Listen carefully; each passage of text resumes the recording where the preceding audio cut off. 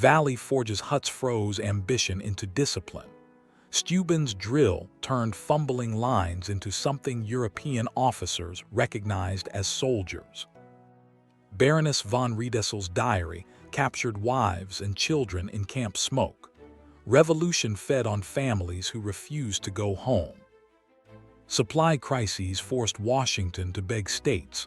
Horses died for lack of forage, while commissary clerks learned arithmetic could kill. Howe lingered in Philadelphia's comforts while Clinton inherited command.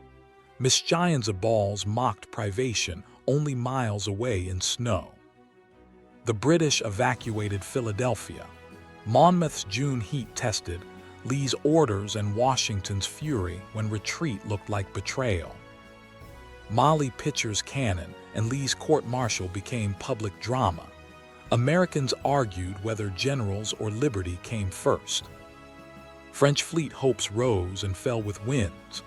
D'Estaing's absence at Newport left allies fuming on Rhode Island sand.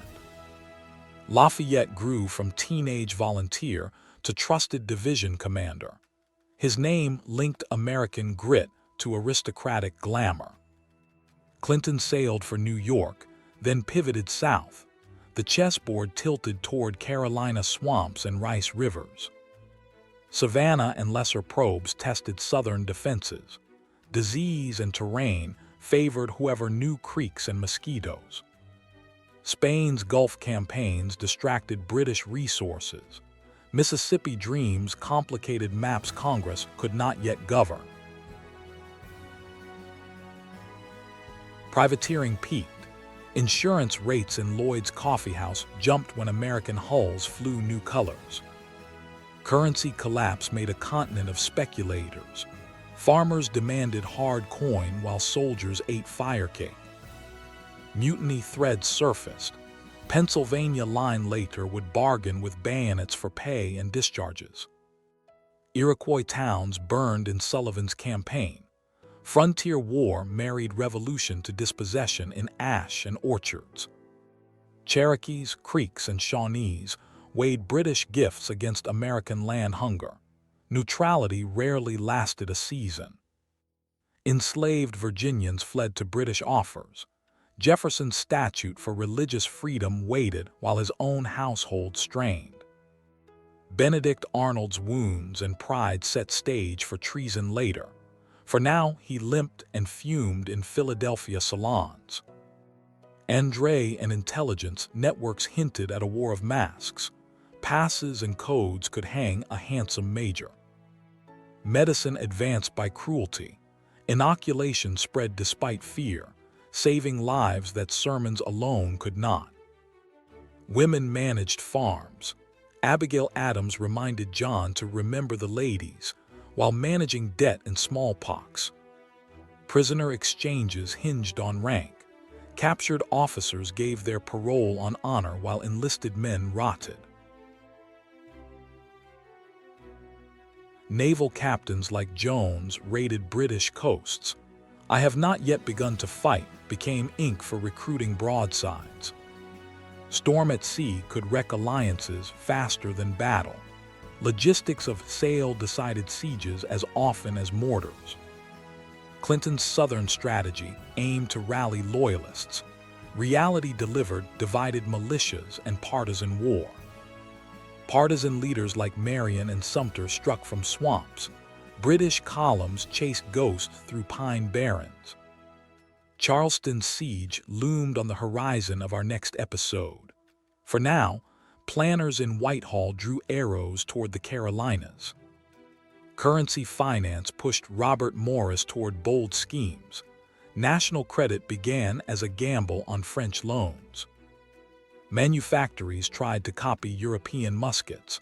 American forges learned steel's temper through failure and file marks.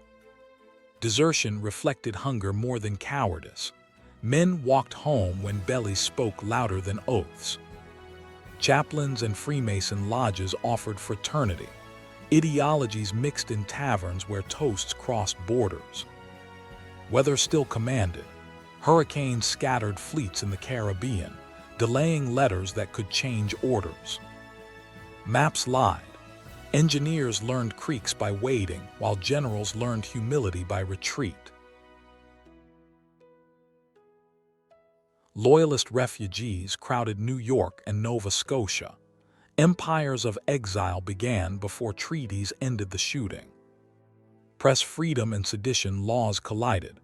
Printers tested how far liberty of tongue extended in wartime. Science and balloon observation flirted with battle. Curiosity sometimes preceded survival. By 1780, the war's center of gravity slid south. Washington watched while Greene's future appointment waited in the wings. French regiments trained for American soil. Uniforms and language barriers foreshadowed Yorktown's polyglot trenches. British manpower bled in petty posts. Garrisons ate men the way forts ate flour. American diplomacy in Madrid and The Hague sought recognition. Small victories in ink matched larger ones in powder. Storm clouds gathered over Camden's roads. Gates would soon learn Southern battlefields were not Saratoga repeats. This episode ends with the North exhausted and the South heating. The Revolution's geography was rewriting itself. Next, disasters at Camden, miracles at Kings Mountain, and Morgan's math at Cowpens. From ice to humidity, the same cause marched. Only the diseases changed names. Steuben's cadence echoed in mud. What began as mimicry became muscle memory for an army that refused to vanish.